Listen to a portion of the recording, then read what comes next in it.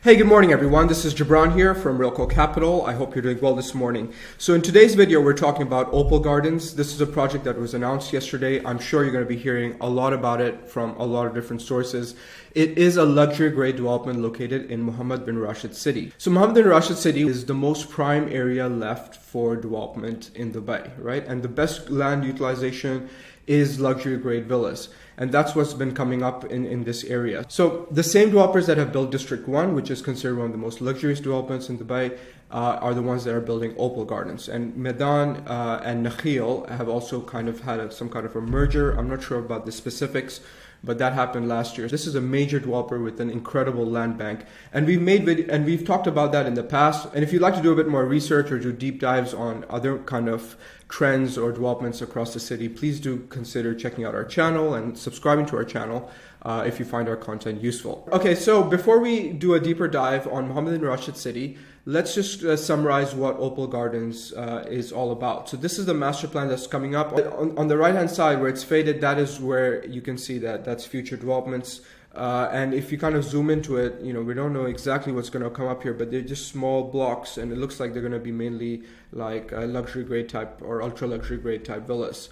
And then if we are looking at the left hand side of the map, this is what's going to come up for sale shortly. We don't know exactly what date, but I'd estimate it'll probably happen maybe by the end of this week. And the other thing to notice on the master plan is it's built along a crystal lagoon, which is a technology that a lot of the communities have started adapting.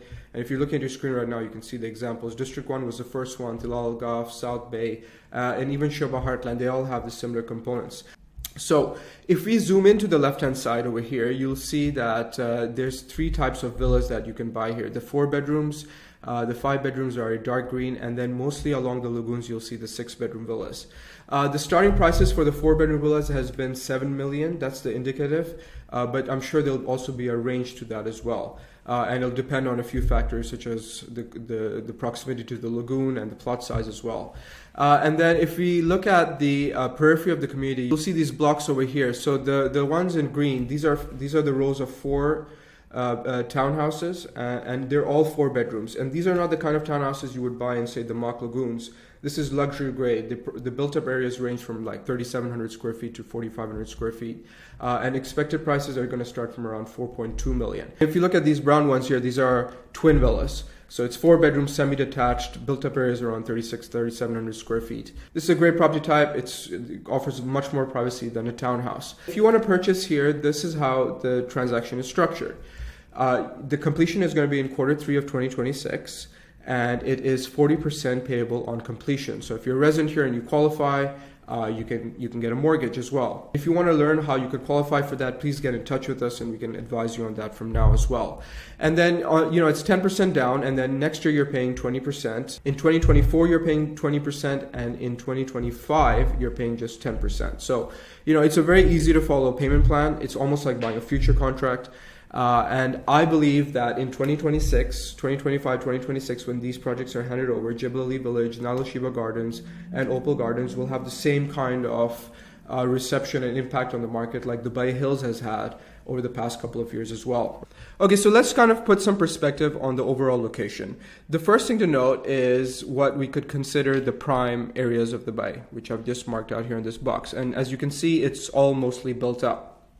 And then this area over here is the suburbs, and large parts of it have been built over the last 15 years, and we can see that it's kind of expanding outwards. So what's left in between is this area over here, which is Mohammad bin Rashid City. But they announced their intent to kind of develop the whole area and take it to the next level back in 2013, 2014. So it was a kind of fluid master plan, but kind of giving a vision of what they would want to take place over there. And here we've marked out the major communities that are accounted for in Mohammad bin Rashid City. So of course we have Dubai Hills, which is now mostly mature, and then District 1. Large parts of District 1 are already completed and will be handing over soon as well. And then if we kind of zoom back out, the other part, there are a lot of other smaller communities, but the ones that we'll just talk about first are the Nad Al Sheba Gardens. So this is the one that's getting a lot of attention over the past 6-7 months since it was announced.